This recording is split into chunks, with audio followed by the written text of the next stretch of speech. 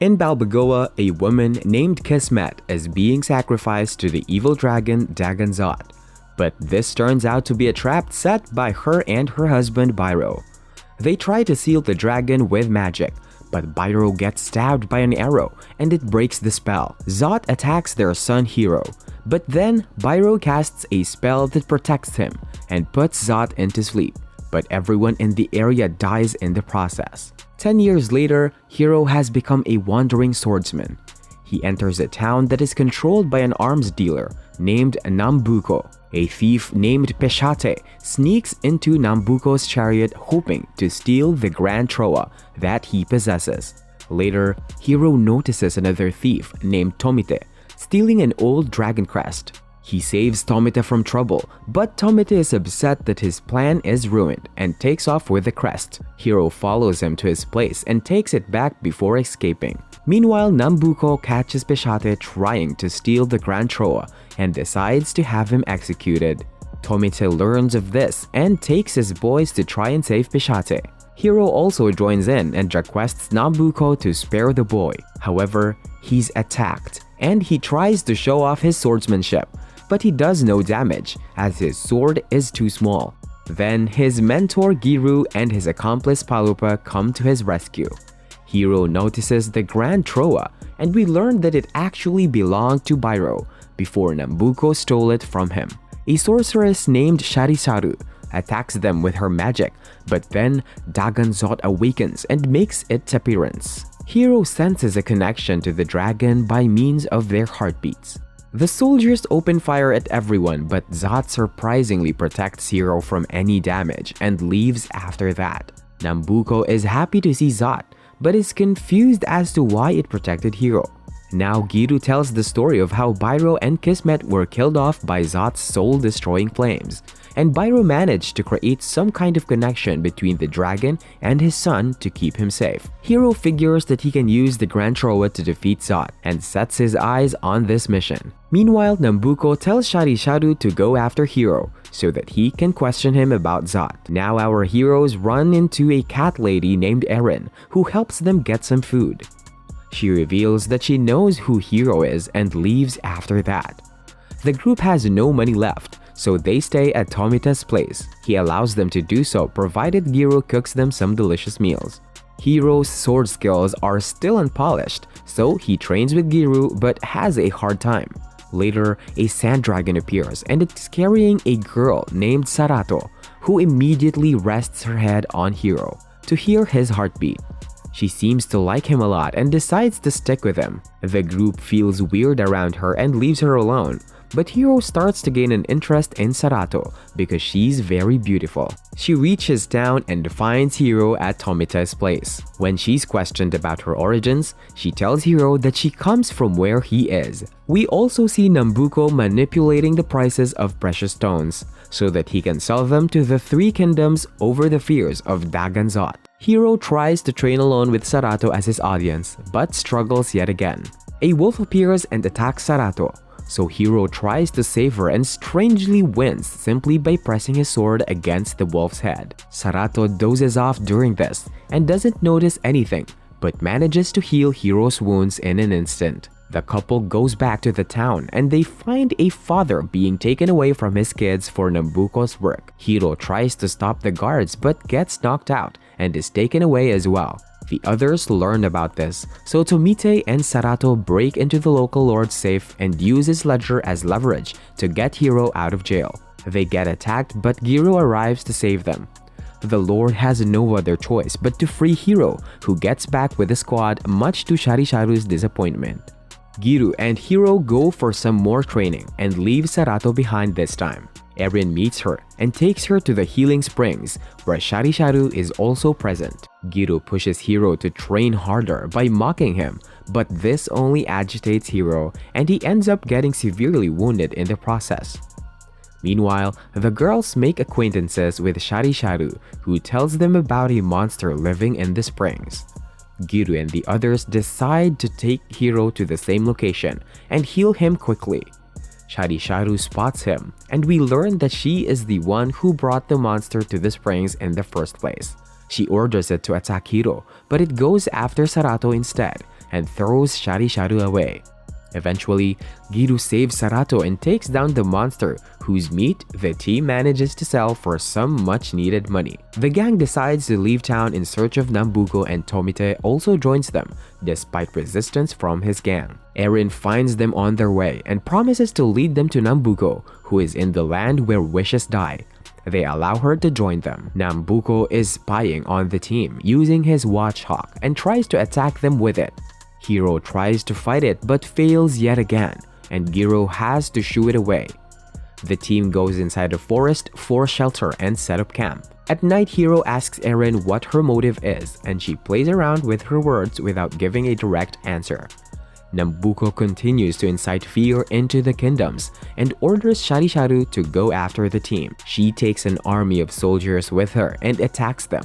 She breaks Hiro's sword and traps Giru, so Palupa takes Tomite and Sarato to safety, using the help of a mercenary named Mumu. Sarato threatens to kill Giru, and it triggers Hiro's hidden powers. He turns into his dragon form and takes down the entire army by himself, but faints just as Sarato makes her escape. He wakes up the next day and finds Nambuko passing by, so he decides to follow him. Palupa and the others come back to the spot, and Sarato revives Giru, but they can't find Hiro. Nambuko shows one of the rulers how he can merge humans with monsters, and it impresses her greatly.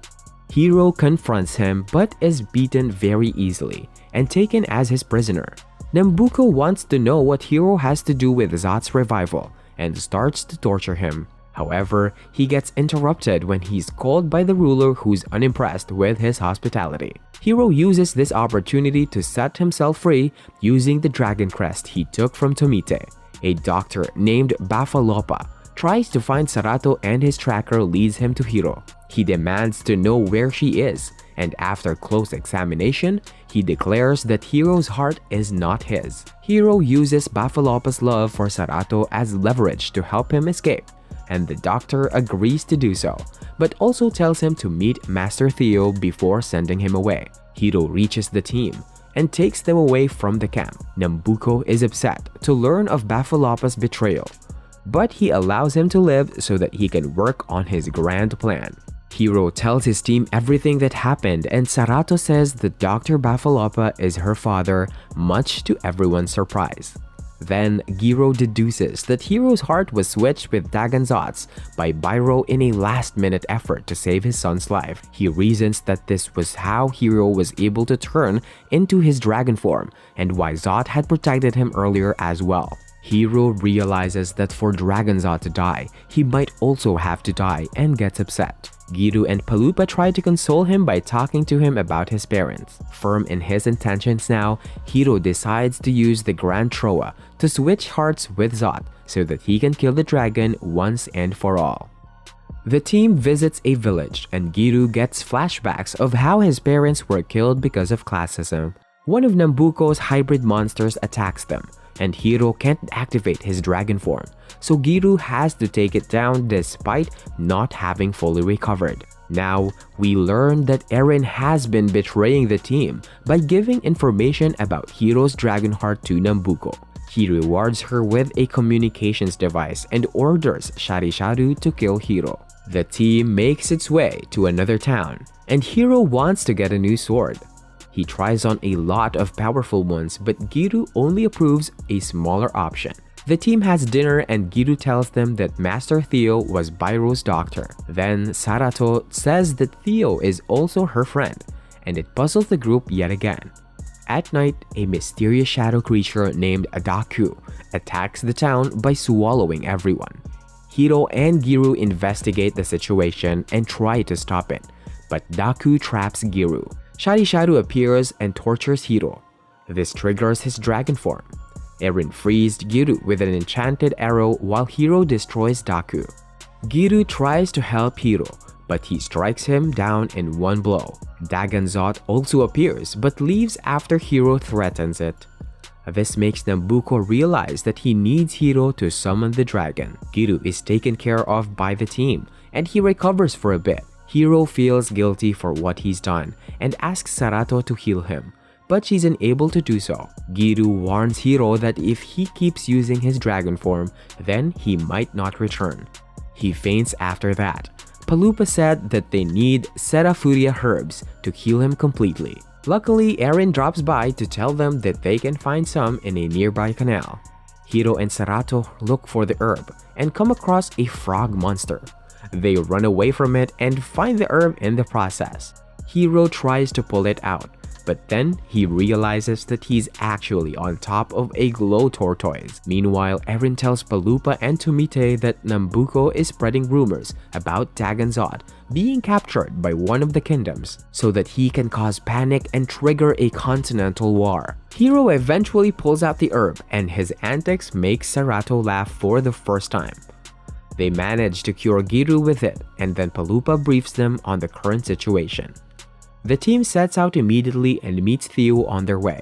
They tell him everything, but he doesn't come up with any useful advice. He offers to teach Hiro magic, and they begin training. Meanwhile, Eren learns from her device that preparations for war have already started, with all the kingdoms preparing their soldiers for battle. Hiro gets impatient with his training, so Theo tries to help him activate his Koku sword. Later, Theo tells Giru that Hiro's talents lie in magic and not in swordsmanship. He also says that Hiro is dangerous and must be kept with Sarato as a pair. Theo eventually tests Hiro's magic and approves his effort after his barrier is taken down by only a fraction of Hiro's powers. The team reaches a desert that they need to cross in order to get to the land where wishes die. They get attacked by a watchhawk, and that's when they realize that Eren has been betraying them. They abandon her and carry on with their path. Now, Nambuko convinces Sharisharu to merge with her pet in order to become a stronger being. Back at the desert, Palupa gets attacked by a Jangalo, but Eren saves him and wins back the team's trust. They get engulfed in a sandstorm, and Hiro and Sarato get separated. The others reach an oasis to refresh themselves, after which they look for them. In the meantime, Hiro and Sarato are attacked by Sharisharu in her new body. She kidnaps Hiro and takes him to Nambuko, who tells Hiro that he was the one who stabbed Bairo 10 years ago, and that was how he was able to steal the Grand Troa. He explains how he used a dragon blood crystal to survive Zot's flame, and now it's his mission to recreate the chaos that was caused at Balbagoa. Giru and the others eventually find Sarato, who has summoned a dragon to take her to Hiro.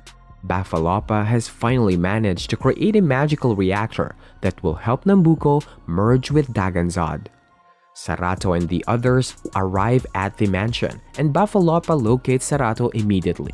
He takes her back to his room, and the others follow them. Here, they learn that Sarato is not human, but rather a magical doll. She was created using dragon blood crystals, as Nambuko wanted to make the ultimate warrior. However, he didn't like that she was beautiful and decided to discard her. Bafalopa then explains that she's attracted to Hiro's heart because they are both made with Zot's body parts. He wants to change Sarato's magical lettering so that she can forget Hiro, but she disobeys him and runs away with the team. Following after her, they find Hiro and Nambuko, but Sharisharu stops them in their tracks. Then she transports Hiro, Nambuko, and Sarato to Balbagoa, after which the mansion gets covered with a magical barrier. Nambuko reveals he wants to convert everyone's souls to magic using Bafalopa's reactor, even Sharisharu's. Bafalopa rebels against Nambuko for involving Sarato, but is struck down immediately. Now, Nambuko activates Sarato's defense program and orders her to fight Hiro. Realizing her betrayal, Sharisharu agrees to transport the team to Balbagoa after Palupa convinces Mumu to open the barrier. Hiro transforms after getting beaten up by Sarato, but she still dominates the fight. Dagon-Zot finally appears, and Nambuko activates the reactors and uses the Grand Troa to fuse it with his own body. Hiro attacks him, but he's no match for Nambuko's new form. Bafalopa uses the last of his breath to tell the team how to destroy the reactor, and they succeed in doing so. However, Nambuko still has his powers, and he fires everyone with soul-destroying flames. Sarato is able to stop him using her dragon blood crystal. but Nambuko kills her afterwards. This triggers Hiro's true powers, and he effortlessly pierces through Nambuko with his sword, killing him in the process. Dagon-Zot separates itself from Nambuko and faces off against Hiro. Tomite hands him the Grand Troa, and Hiro is able to draw a Koku blade from it. He attacks Dagon-Zot and kills it, after which he finally gets his heart back. But instead of adding it to his body, he gives his heart to Sarato, and she comes back to life. Now that the Grand Troa's purpose is done, it shatters. The rulers find out through Eren that Nambuko was behind everything, so they abandon the war as well. Peace has been restored, but Hiro still possesses Zot's heart, so he decides to train his sword fighting skills even more to become better. And that's the end of the show. Like, share, and subscribe to keep up with all my latest recaps, and drop some suggestions in the comments below. I'll see you in the next one.